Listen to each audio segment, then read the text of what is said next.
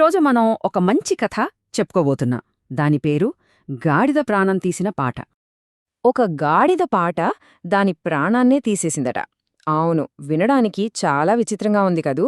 అసలా కథేంటి? ఒక పాట ప్రాణమెలా తీస్తుంది? దాని వెనుక ఉన్న గుణపాఠమేంటో పదండి ఈ కథలో తెలుసుకుందాం.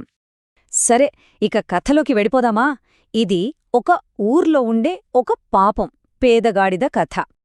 ఈ గాడిదకు ఒక యజమాని ఉన్నాడు. అతనొక చాకలి.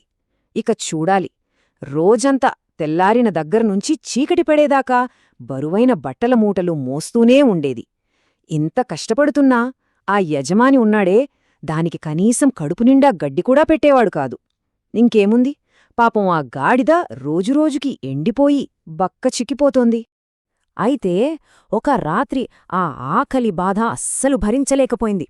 ఇంకా నా వల్ల కాదు అనుకుని ఆ గాడిద తన యజమాని ఇంటినుంచి తప్పించుకుంది. సరిగ్గా అప్పుడే దాని జీవితంలోకి ఒక కొత్త స్నేహితుడొచ్చాడు. ఒక కొత్త ఆశ చిగురించింది. అలా బయటకు వచ్చిన గాడిదకు దారిలో ఒక తెలివైన నక్క కనిపించింది.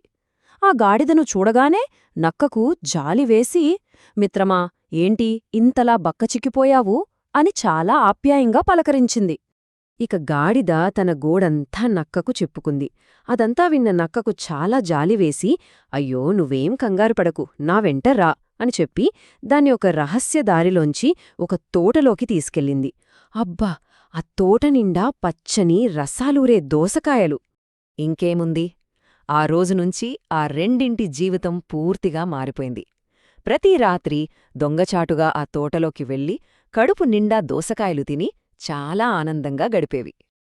చూస్తుండగానే మన గాడిద రూపమే మారిపోయింది. ఒకప్పుడు ఎముకలగూడ్లా ఉండేది కదా, ఇప్పుడు బలంగా పుష్టిగా తయారైంది. ఆ సంతోషం దాని నడకలో, దాని చూపులో ప్రతీచోటా కనిపిస్తోంది. అయితే ఈ సంతోషంతో పాటే మెల్లమెల్లగా ఒక తెలియని గర్వం కూడా దాని బుర్రలోకి ఎక్కడం మొదలైంది. ఆ ఆనందం, ఆ గర్వం చివరికి ఒక ప్రాణాంతకమైన పాటకు దారితీశాయి. అవును, మన కథ ఇక్కడే ఒక పెద్ద విషాదకరమైన మలుపు తీసుకుంటుంది. ఒకరోజు రాత్రి వళకంపోలా కడుపునిండా దోసకాయలు తిన్న తర్వాత గాడిద ఆనందంతో ఉబ్బితబ్బిబ్బైపోతూ, ఆహా, నా గొంతు ఎంత మధురంగా ఉందో తెలుసా, ఇప్పుడు నాకు భలే పాట పాడాలనిపిస్తోంది అంది నక్కతో. ఆ మాట వినగానే నక్కకు గుండె జారినట్టయింది. భయంతో వణికిపోతూ, అయ్యో వద్దు వద్దు, ఆ పని అస్సలు చెయ్యకు. నువ్వరిస్తే ఆ చప్పుడు విని తోట కాపలావాళ్లు పరిగెత్తుకొస్తారు, మనం అడ్డంగా దొరికిపోతాం అని బ్రతిమాలినట్టు చెప్పింది. కాని అప్పటికే గర్వం ఆ గాడిద కళ్లను కమ్మేసింది. తన స్నేహితుడు ప్రాణభయంతో అంతలా చెప్తున్నా ఆ మంచి మాటలేవీ దాని చెవికి ఎక్కలేదు. నా పాట గొప్పది అనే అహం దానికున్న కొంచెం వివేకాన్ని కూడా పూర్తిగా నాశనం చేసేసింది. ఇకంతే, స్నేహితుడి మాటను లెక్క చేయకుండా ఆ నిశ్శబ్దమైన రాత్రిలో గాడిద తన గొంతు శృతి చేసుకుని మరీ బిగ్గరగా ఓండ్రపెట్టడం మొదలుపెట్టింది.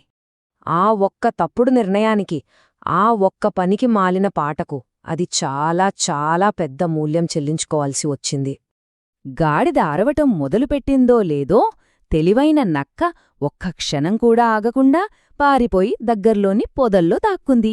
ఇక గాడిద అరుపులు విన్నా తోటకాపలావాళ్లు కర్రలు పట్టుకుని ఉరుక్కుంటూ వచ్చారు. పాపం ఆ గాడిద తప్పించుకునే లోపే దాన్ని పట్టుకొని చితకబాది అక్కడే ఉన్న ఒక స్తంభానికి కట్టేశారు. దూరంనుంచి పొదల్లోంచి ఇదంతా చూస్తున్న నక్క మనసులో చాలా బాధపడింది. అయ్యో పాపం, ఈ గాడిదకు బయటనుంచి శత్రువులెందుకు, దాని గర్వమే దానికి పెద్ద శత్రువై కూర్చుంది అని అనుకుంది. సరే, ఇంత విషాదంగా ముగిసిన ఈ కథ నుండి మనం నేర్చుకోవాల్సిన నీతి ఏంటి? ఇందులో రెండు ముఖ్యమైన విషయాలున్నాయి. మొదటిది, కొన్నిసార్లు నేను చెప్పిందే కరెక్ట్ అని నిరూపించుకోవటం కన్నా తెలివిగా సైలెంట్గా ఉండటం చాలా ముఖ్యం. ఇక రెండోది, ఇది చాలా ముఖ్యమైనది, మన మంచి కోరే స్నేహితులు చెప్పే సలహాను గర్వంతో, అహంతో వినకుండా వదిలేస్తే చివరికి ఆ గర్వమే మనల్ని సర్వనాశనం చేస్తుంది. ఈ కథ విన్న తర్వాత మనమందరం ఒక్కసారి ఆలోచించుకోవాలి. నాకన్నీ తెలుసు అనే గర్వంతో మన మంచి కోరేవాళ్ల సలహాను పెడచెవిన పెట్టి నష్టపోయిన సందర్భాలు ఎవరి జీవితంలో అయినా ఉండి ఉండొచ్చు కదా. ఒక్కసారి ఆలోచించండి.